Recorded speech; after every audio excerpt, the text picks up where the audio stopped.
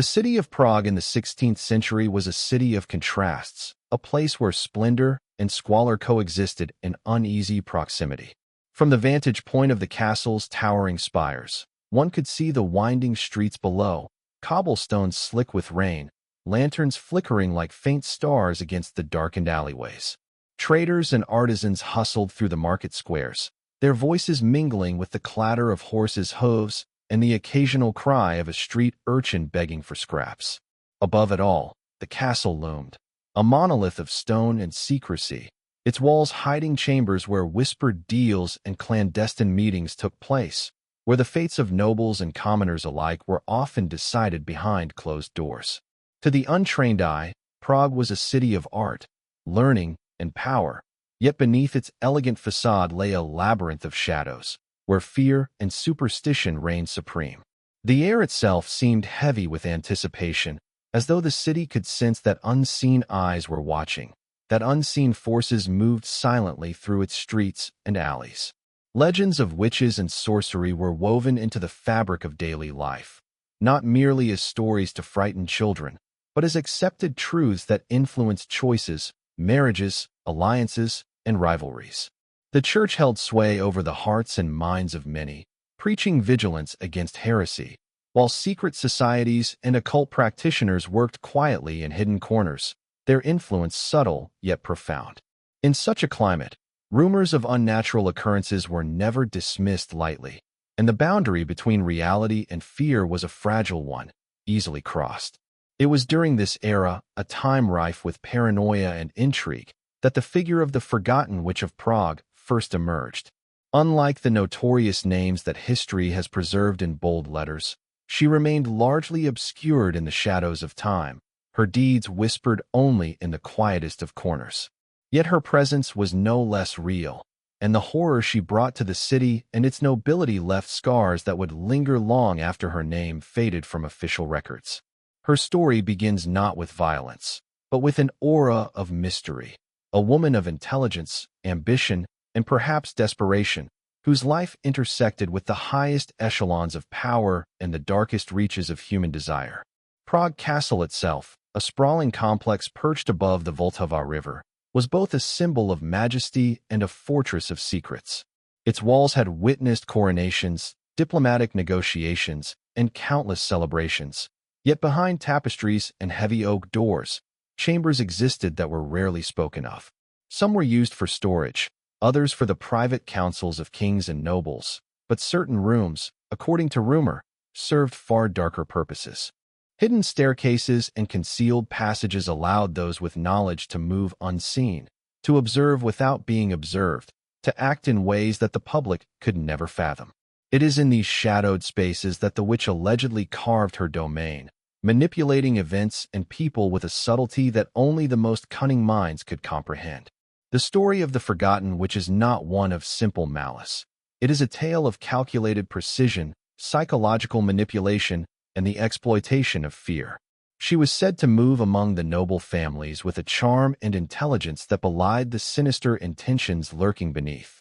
Invitations to social gatherings, whispered advice and counsels, and the occasional gesture of generosity all served as tools to weave a network of influence and control. Nobles who might have dismissed her as a harmless eccentric soon found themselves drawn into situations they could not fully understand, situations in which the line between coincidence and orchestration became increasingly blurred.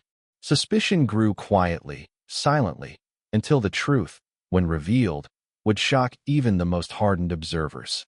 Yet even before the horror she would unleash, the city itself played a role in shaping her legend. Prague was a city of fog-drenched mornings and candlelit nights, where shadows seemed to shift with a mind of their own. The river reflected distorted images of towers and bridges, giving even familiar streets an air of unreality.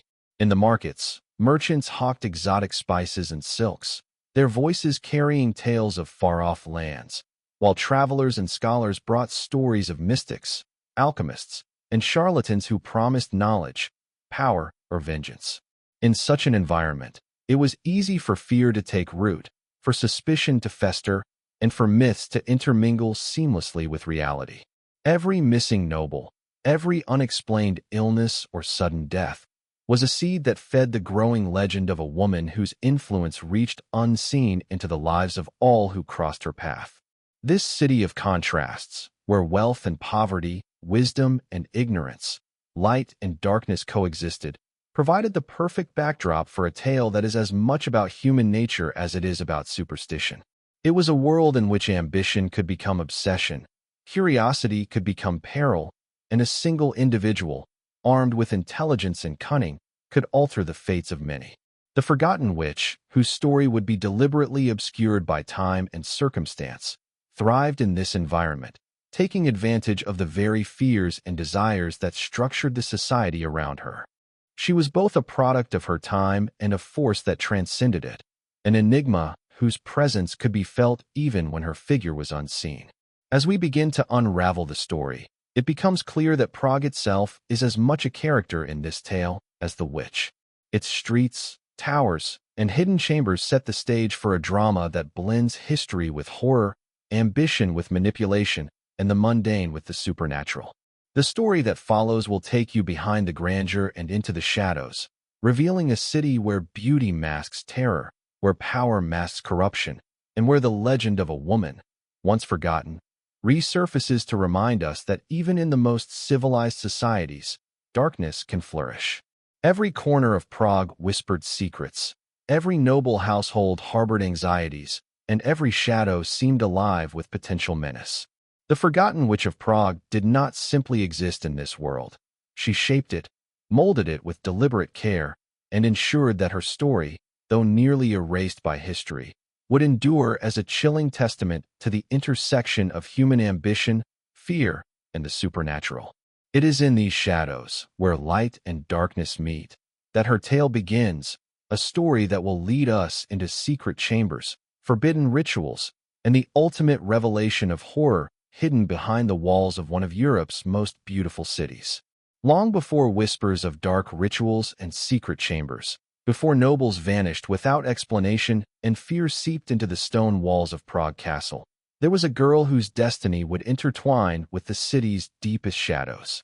She was born into a world of contrasts, a daughter of both privilege and hardship, her early life shaped by forces she could not yet comprehend. The exact date of her birth is lost to history, a small but telling detail in a story deliberately obscured by time. Yet the fragments that survive hint at a childhood that was both ordinary and remarkable. She grew up in a modest household on the outskirts of the city, where the streets were narrow, the air filled with smoke from countless hearths, and the sounds of merchants, beggars, and craftsmen mingled in a constant symphony of urban life. Her parents were not noble, nor were they entirely ordinary. There was an intelligence in the family, a certain attention to observation and detail that seemed almost innate, and they encouraged curiosity, even if the world outside often punished it. From an early age, she displayed a sharp mind and a keen sense of perception. While other children played in the streets or learned basic trades, she watched people carefully, noting how gestures, words, and subtle cues revealed hidden intentions. Teachers and neighbors remarked on her unusual attention to detail, her ability to memorize and analyze events, and her tendency to ask questions that unsettled adults. Even as a child, there were hints of a personality that would one day command attention and inspire both admiration and fear. Her intellect was accompanied by a charm that could disarm suspicion, a quality that would later serve her well in navigating the treacherous waters of Prague's nobility. Yet intelligence alone does not make a figure infamous. The environment in which she grew up contributed equally to her transformation. Prague in the mid-16th century was a city of heightened anxiety and superstition. Fear of witches, sorcery, and heresy was pervasive, stoked by sermons, pamphlets, and whispered rumors. Noble families, though outwardly refined and cultured, were embroiled in political rivalries, and sudden deaths or disappearances were often explained by the intervention of supernatural forces rather than human agency. Into this world, the girl learned to navigate both the visible and invisible currents of power. She observed the fear in the eyes of those around her, the subtle deference offered to authority, and the unspoken rules of influence that governed even the most seemingly mundane interactions. These lessons were absorbed quietly but thoroughly, forming the foundation for a future marked by manipulation and control. Her adolescence brought further revelations. She began to explore the esoteric knowledge whispered about in Prague's markets and libraries. Books on herbalism, alchemy, and occult philosophy that had survived the scrutiny of the church only in fragments. She devoured them with a voracious appetite, learning not only their contents but the subtle psychology behind belief itself. How fear could be shaped, how rumors could control behavior, and how secrecy could transform ordinary actions into legends. Her reputation for intellect and unusual insight began to spread quietly. Some nobles dismissed her as eccentric, others as potentially dangerous, but few understood the full extent of her abilities or intentions. Her social ascent was gradual but deliberate. Through interactions with minor nobles, merchants, and scholars, she began to cultivate a network of influence. She offered advice on seemingly trivial matters, yet each recommendation was calculated to bind others to her will, creating an invisible web of obligations and trust. She attended gatherings and salons where knowledge and gossip intermingled, absorbing secrets that would later prove invaluable. Her charm was subtle but undeniable. She could elicit loyalty or fear with equal skill, a duality that would define her interactions with the powerful men and women of Prague. Psychologically, she was complex. Modern analysis might suggest a mind capable of extreme strategic thinking, a blend of charisma, cunning, and emotional intelligence honed to perfection. She understood human desire and weakness, and she knew how to exploit both. Yet there was also an ambition, a hunger not merely for survival, but for influence, for control over the forces that governed the fates of others. Some contemporaries described her as unnerving, a presence that made one simultaneously admire and recoil. Her early experiences, shaped by the city's fear, her family's emphasis on intellect, and the study of forbidden knowledge, laid the groundwork for actions that would later terrify the nobility and echo through history. By the time she reached adulthood, she had become a figure both ordinary and extraordinary, a woman whose beauty, intelligence, and poise masked a mind capable of orchestrating intricate manipulations. It was not yet the era of open terror, but the seeds were sown. She had identified the weaknesses of the city's elite, the fissures in their loyalties, and the fears that could be weaponized.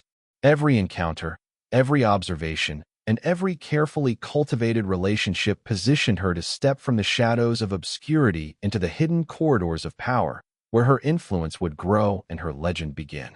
The audience begins to sense the tension building, the slow transformation of a gifted but overlooked girl into a figure of cunning and eventual menace. Her early life is a study in contrast.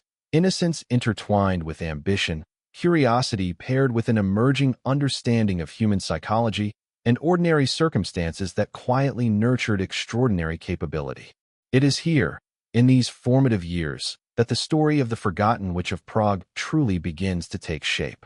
Every choice, every lesson, every secret she uncovered would later serve as a stepping stone toward the dark legacy she would leave behind, setting the stage for the terrifying events hidden within Prague Castle's walls. Prague Castle, perched above the Vltava River, was a symbol of power, prestige, and history, its spires reaching toward the sky as if to challenge both man and God. To visitors and citizens alike, it appeared a monument of grandeur, hosting coronations, feasts, and celebrations that dazzled the eyes and uplifted the spirit. But beneath the layers of opulence and ceremony, the castle hid secrets that few dared to imagine. Tapestries and paintings concealed hidden doors, and corridors twisted and turned in ways that seemed designed to confuse the uninvited. Within these walls, beyond the reach of daylight and the scrutiny of the public, a darker reality thrived, a shadowed world that was almost impossible to detect unless one knew precisely where to look, and perhaps had the cunning to survive the consequences of discovery. The Forgotten Witch of Prague had, by the time she reached adulthood, already begun to master the art of moving unseen in these hidden spaces. She learned the secret staircases and concealed alcoves, memorized the locations of storage chambers and abandoned rooms, and understood which nobles could be approached, which avoided, and which were susceptible to manipulation. These chambers, often left empty or ignored, became her laboratories of influence, where whispers could become commands, and seemingly trivial actions could reshape alliances. The castle, a place of public spectacle, thus became a private canvas on which she could orchestrate events with meticulous precision. Rumors tell of rooms that bore strange symbols etched into the stone, faint traces of fires that burned without obvious cause, and strange implements whose purposes were whispered about but never explained. Chroniclers of the time spoke vaguely of rituals and ceremonies, though often only in hushed tones, as if even acknowledging them aloud might invite misfortune. These rituals, the records suggest, were not simply superstition or fantasy. They served both practical and psychological functions. By creating fear, by presenting the illusion of supernatural power, the witch could control those around her. Nobles would hesitate before questioning her advice, and hesitate before challenging her influence. Fear, in this sense, became a tool as sharp as any dagger or sword. The psychological complexity of her methods is staggering. It is said she understood that human behavior could be manipulated through suggestion, through the careful timing of appearances and disappearances, and through subtle yet deliberate acts that created doubt and uncertainty. A minor illness in one noble, a missing document in another's study, a whispered accusation in a crowded hallway. Each event could be orchestrated to seem natural or supernatural, depending on what would best achieve her goals. Her understanding of human nature, combined with her access to the hidden spaces of the castle, made her a master of the unseen, a puppet master whose strings were invisible to all but the most observant. Some historians speculate that she may have had access to arcane knowledge, forbidden books, and the council of mystics and alchemists who operated on the fringes of Prague society. Others suggest that much of her influence derived from a keen intuition, a natural aptitude for reading people, predicting their reactions, and exploiting their fears. Whatever the source, her capacity to manipulate events from behind the walls of the castle allowed her to remain several steps ahead of anyone attempting to uncover her intentions. Her presence was felt, even when unseen, a constant tension that pervaded the noble courts and private chambers alike. Accounts, though scarce, describe ceremonies conducted in abandoned chambers deep within the castle. Candles burned in patterns that formed obscure symbols, and strange concoctions were prepared from herbs, minerals, and other substances, their purpose lost to history, but their impact potentially profound. Nobles who witnessed even a fraction of these events reported a mixture of awe and terror, sensing a power that was both human and otherworldly. These rituals, designed to impress and intimidate, ensured that her name carried weight even among those who had never seen her perform them directly. The fear she cultivated was as much about what was unseen as what could be observed, a shadow that clung to the walls of Prague Castle itself. The contrast between the public elegance of the castle and the hidden darkness of these chambers is striking. On one floor, nobles dined beneath glittering chandeliers, celebrating alliances and triumphs. Just below, in the secret corners of the fortress, fear was meticulously constructed and maintained. The witch understood this duality perfectly, using the public spectacles to mask her preparations, blending in with the grandeur while operating in the shadows. Every smile, every gesture, every carefully worded comment was part of a strategy designed to weave her influence more tightly into the very fabric of Prague's noble society. Her psychological manipulation extended beyond fear. It also relied on charm, persuasion, and the careful cultivation of dependency. Nobles who sought her counsel found themselves unable to resist her insight, believing themselves clever in consulting her, unaware that they were, in fact, being guided toward outcomes she had predetermined. By controlling perception, shaping belief, and orchestrating the unseen, she ensured that the most powerful individuals in the city moved, however subtly, according to her design. By the time the first rumors of disappearances began to circulate, her influence was already firmly established. The city, vibrant and alive on the surface, was being quietly reshaped by someone few even suspected. The castle, a symbol of stability and authority, had become a labyrinth in which fear, superstition, and cunning worked together to conceal acts that, if discovered too early, might have ended her ascent. The shadow of the Forgotten Witch stretched further than anyone realized, her presence known only in fleeting glimpses, in strange occurrences, and in the unshakable sense that the walls themselves were watching. It was one thing to whisper of hidden chambers and secret rituals. It was another to confront the chilling reality that within those walls, lives were extinguished with deliberate cruelty. The Forgotten Witch of Prague had moved beyond subtle influence and psychological manipulation. The time had come when her actions bore a weight of horror that few could comprehend. Nobles who had once considered themselves untouchable found themselves ensnared in a web so intricate that escape seemed impossible. Accounts, fragmentary yet horrifying, described disappearances that were sudden, unexplained, and ultimately fatal, leaving a city buzzing with speculation and fear. The castle, once a monument to power and beauty, had become a mausoleum for secrets, and the corridors echoed with the silent screams of those whose fates had been sealed. The victims were not random. They were carefully selected, often drawn from noble families whose influence, wealth, or curiosity posed a threat or offered an opportunity. The witch's knowledge of human nature, combined with her access to hidden spaces, allowed her to orchestrate scenarios in which these nobles were isolated, vulnerable, and ultimately under her control. Stories passed down in whispers speak of elaborate feasts where invitations were carefully calculated to separate her targets from their allies. In other cases, private consultations were arranged, moments in which a simple misstep could seal one's doom. By controlling environment, timing, and perception, she created a sense of inevitability that her victims could neither escape nor fully understand. Once lured into the secret chambers, the horrors intensified.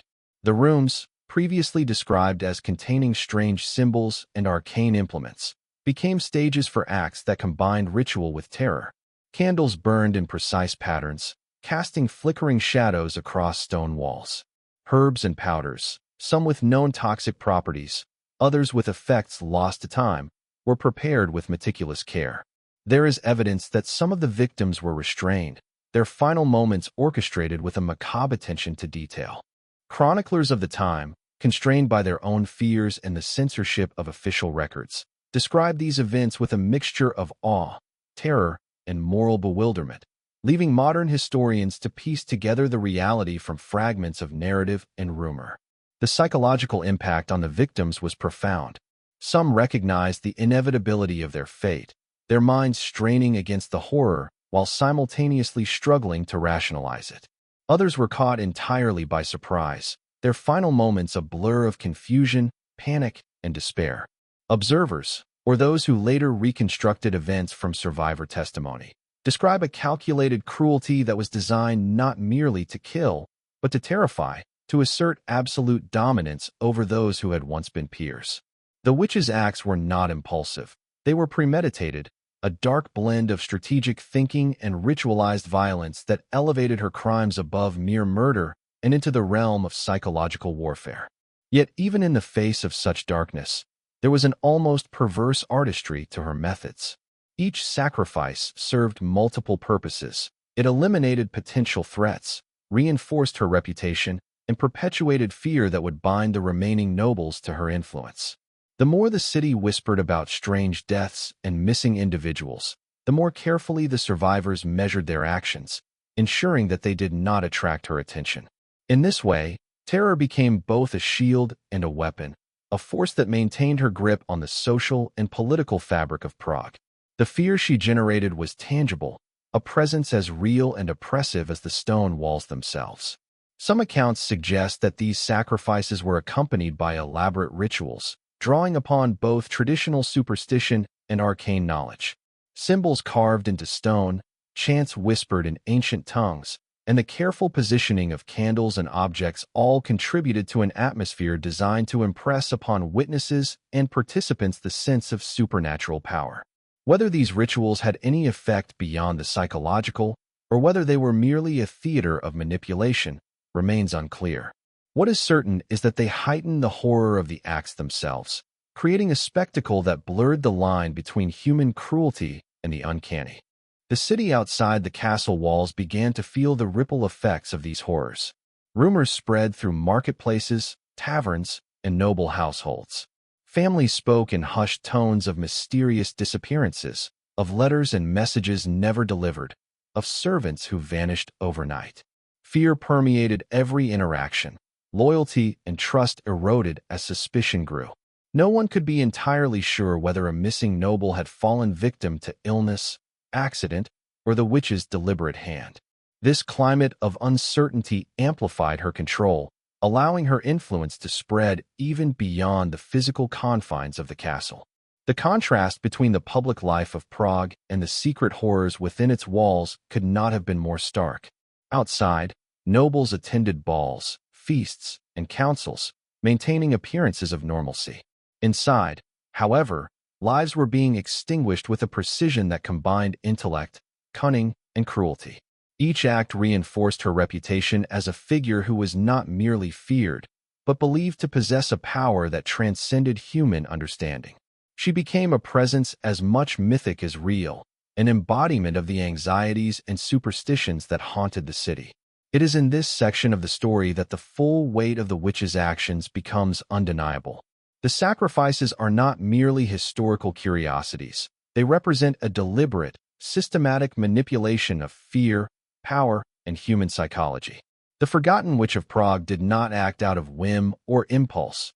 She operated with calculated intent, understanding that terror, when combined with secrecy, could achieve what brute force alone never could. The corridors of the castle became silent witnesses to her reign, the stone walls absorbing the echoes of despair and the shadow of her influence stretching further than anyone dared to imagine. The web of fear that the Forgotten Witch of Prague had spun throughout the castle and the city could not remain hidden forever.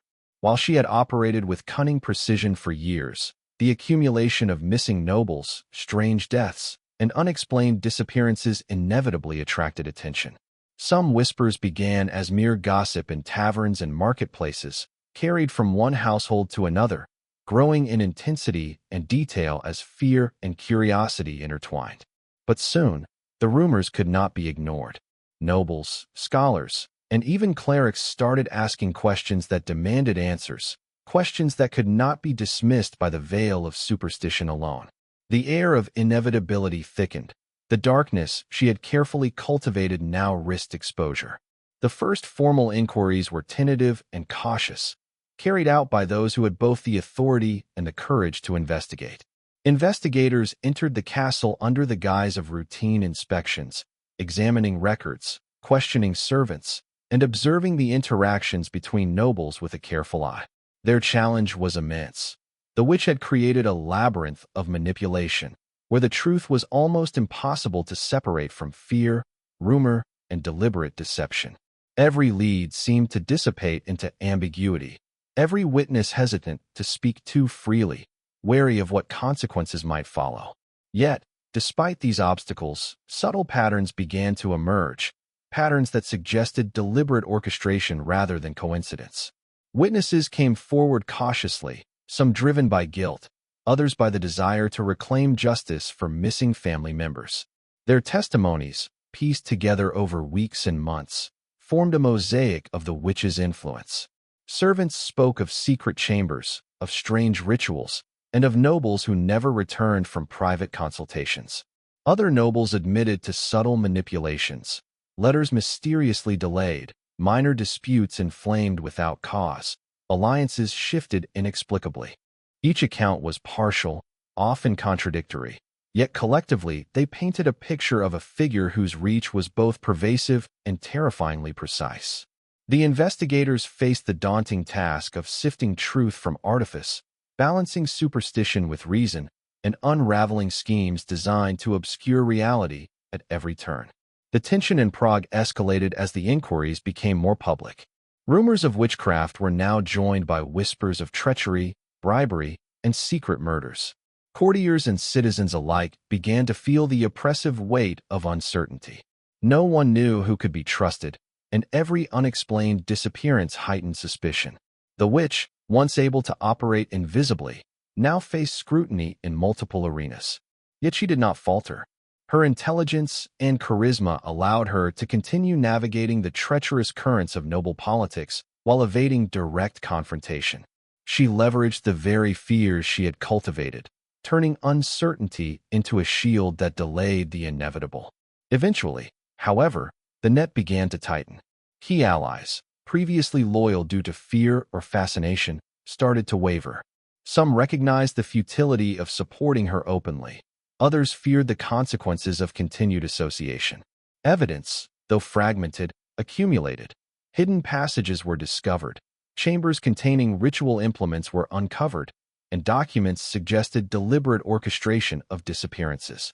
These findings, when presented to the appropriate authorities, could no longer be ignored. It became increasingly clear that the woman at the center of these mysteries was no ordinary manipulator. She was a force whose influence had extended into the very heart of the city's elite. The process of exposure was gradual, a tense and deliberate sequence of investigation, confrontation, and revelation. Initially, it involved subtle testing, placing individuals in situations designed to gauge the witch's reaction, monitoring her movements, and observing how her web of influence responded to scrutiny. These early steps were met with caution. Her reputation for intelligence and cunning made direct confrontation risky. Yet, the investigators persisted, understanding that without careful planning, her evasion could continue indefinitely, leaving the city in a state of perpetual fear. As the evidence solidified, formal accusations were drawn up. Charges ranged from manipulation and coercion to murder and witchcraft, each one carrying the weight of both legal and moral condemnation. The investigation drew in experts in law, theology, and criminal procedure, blending rational inquiry with the prevailing belief in supernatural influence. Scholars debated whether her actions were the result of human cunning alone or whether there was something beyond comprehension at work. This uncertainty, as much as the documented crimes, contributed to the fear surrounding her persona. The public revelation of her deeds sent shockwaves through Prague. Nobles who had once considered themselves secure now felt vulnerable, and the city itself seemed to shudder at the implications of what had been occurring behind closed doors. Testimonies of surviving witnesses, combined with physical evidence found within the secret chambers, confirmed a pattern of premeditated manipulation, ritualized terror, and deliberate sacrifice. The image of the witch transformed from whispered rumor into undeniable reality.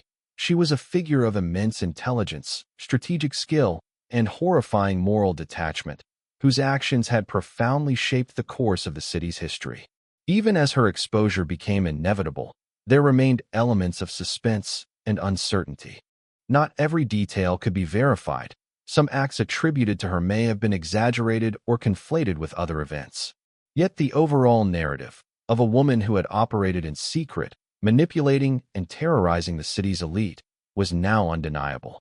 What had once been a story told in whispers was now a documented reality, and the careful balance of fear, charm, and intelligence that had allowed her to dominate the city was finally being dismantled by those who refused to remain passive. The fall of the Forgotten Witch was not sudden, but it was thorough. Her secrets, once hidden behind layers of manipulation, deception, and superstition, were systematically uncovered. The city, having been gripped by terror and uncertainty, could finally begin the slow process of reckoning. The investigations revealed not only her crimes, but also the mechanisms of influence, fear, and psychology that had allowed her to ascend to power in the shadows. In exposing her, Prague confronted both a criminal mastermind and the vulnerabilities of a society ruled as much by fear as by law. The exposure of the Forgotten Witch of Prague marked not only the end of her secretive reign, but also the beginning of a dramatic public reckoning. Once whispers and rumors solidified into evidence, the city demanded justice, and the authorities could no longer turn a blind eye to the crimes that had long haunted the corridors of Prague Castle. The trial itself was an extraordinary event, drawing nobles, clergy, and common citizens alike, all eager to witness the unraveling of a woman whose cunning had so thoroughly infiltrated the city's elite. Courtiers speculated endlessly, while townspeople whispered theories on the street, blending fact and folklore into a tapestry of fear and fascination.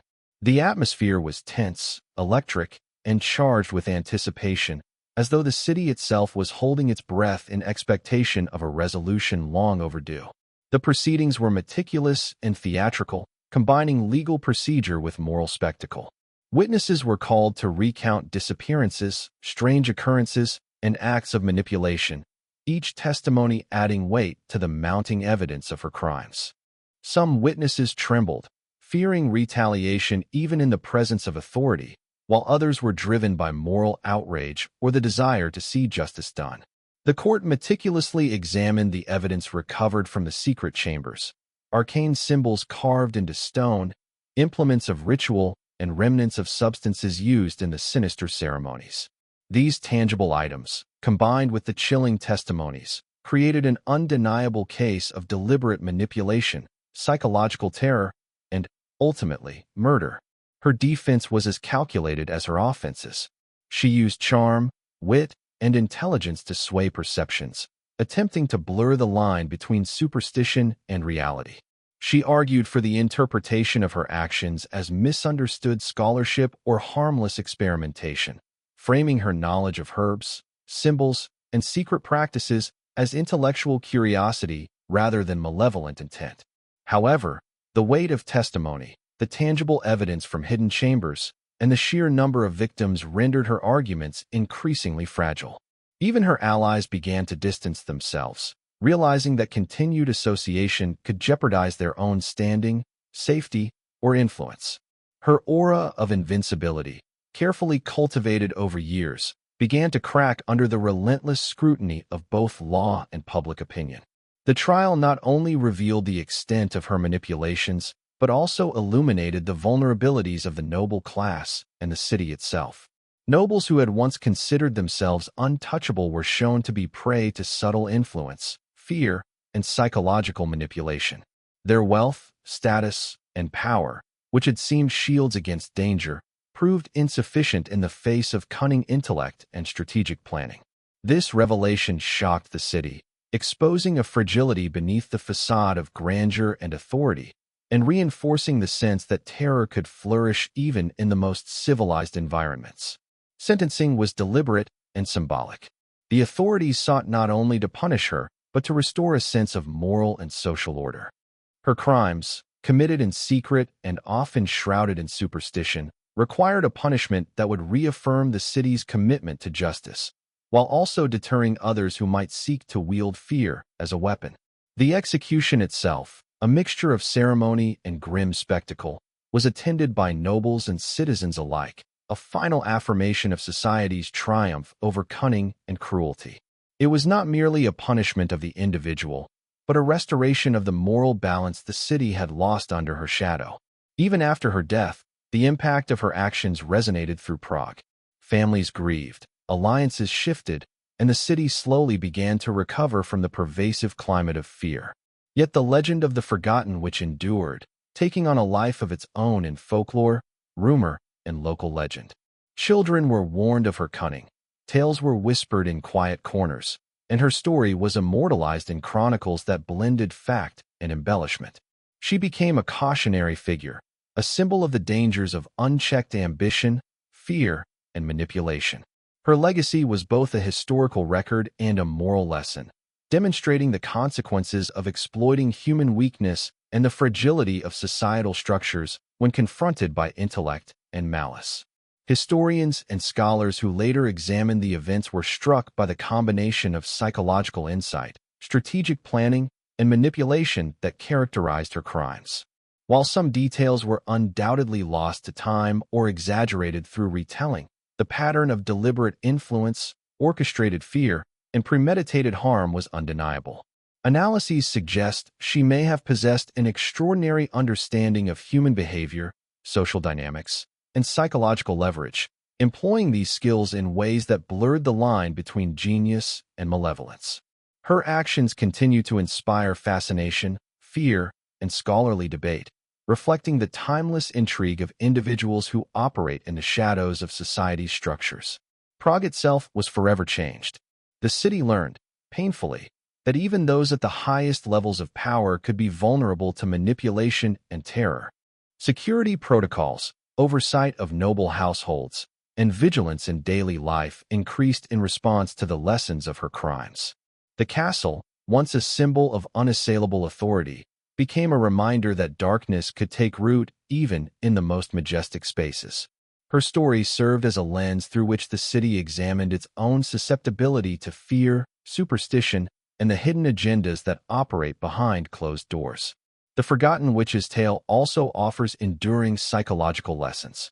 Her ability to command attention, manipulate perception, and instill fear illustrates how intellect and strategy can be weaponized when moral restraint is absent.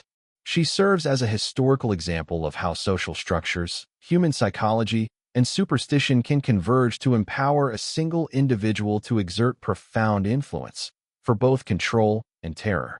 The story resonates across centuries, reminding viewers that history is shaped not only by battles, laws, and governments, but also by the cunning and malice of those who operate in the shadows, exploiting fear and ambition alike. Even centuries later, her legacy lingers in Prague's streets, walls, and legends.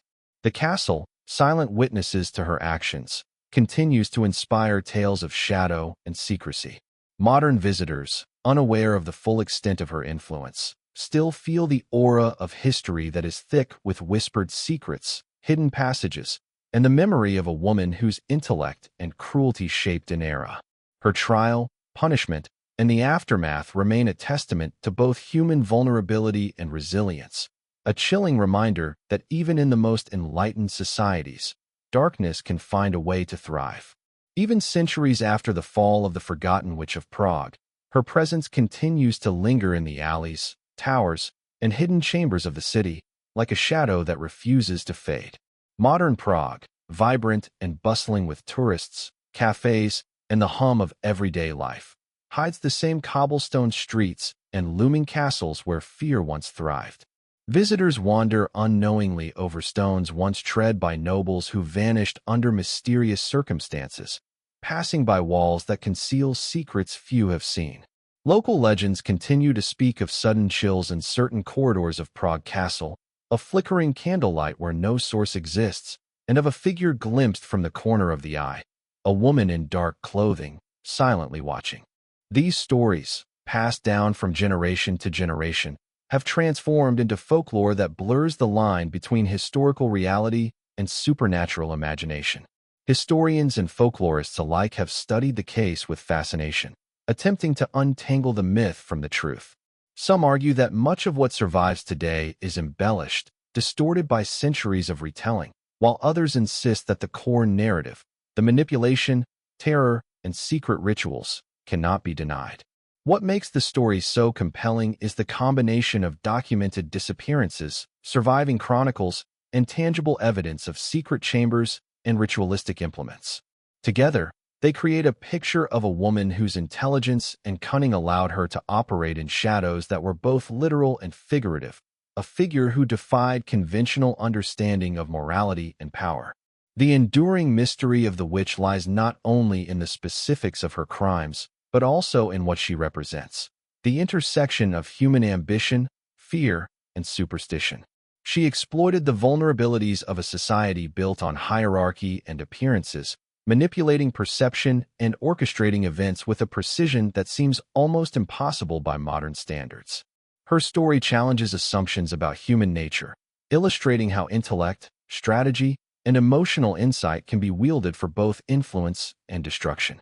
Visitors walking through Prague Castle today, even those unaware of the history, sense the weight of the past, the subtle tension of walls that have witnessed both grandeur and terror. Local storytellers continue to embellish the tale, weaving a narrative that keeps her memory alive.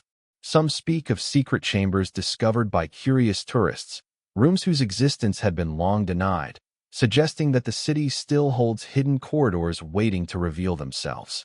Others recount encounters with shadows that seem to move of their own accord, unexplained noises, or the sudden feeling of being watched. The legend has become part of Prague's identity, a story that attracts curiosity seekers, paranormal enthusiasts, and history lovers alike. It is a narrative that continues to inspire awe and fear, a reminder that the past is never fully gone and that history, in its darkest corners, can still speak to us today. Interestingly, the witch's story has also influenced scholarly reflection on the role of superstition and psychological manipulation in historical societies. By analyzing her actions, historians gain insight into the ways fear, secrecy, and social hierarchies can shape behavior, decisions, and even political outcomes. Her ability to orchestrate terror without direct confrontation, to manipulate perception through subtle suggestion and ritual, provides a case study in both historical criminology and psychology. It demonstrates the timeless dynamics of power, control, and influence, showing how human vulnerability can be exploited across centuries. Even modern investigations, though constrained by the passage of time, continue to uncover fragments of her story. Archaeologists and historians occasionally stumble upon physical traces of hidden passages, remnants of ritual chambers, or documents that corroborate the chilling narratives preserved in folklore. Each discovery adds another layer of authenticity, reinforcing the eerie sense that the city itself is a living archive of secrets. It is this combination of history and legend, tangible evidence and whispered stories, that allows the Forgotten Witch of Prague to maintain her presence in collective memory, compelling us to question the boundary between truth and myth. The legend also serves as a reflection on the duality of human fascination with darkness. People are simultaneously repelled by horror and drawn to it, captivated by the intellect and cunning of individuals who operate outside conventional morality. The Forgotten Witch embodies this duality. She was at once terrifying and awe-inspiring, a figure whose brilliance and malevolence could not be easily separated. Her story reminds us that the darkest chapters of history often reside not only in events themselves, but in the psychological and social mechanisms that allow such events to unfold. In the end, the enduring mystery of the Forgotten Witch of Prague is as much about what we continue to imagine as it is about what we can document. The castle, the city, and the legends surrounding her existence form a narrative that transcends time, bridging history with imagination, fear with fascination, and reality with folklore. Even today, when the sun sets over the Vltava River and shadows stretch long across the streets of Prague, one cannot help but feel the lingering presence of a woman who, through intellect, fear, and cunning, ensured that her story would never be entirely forgotten.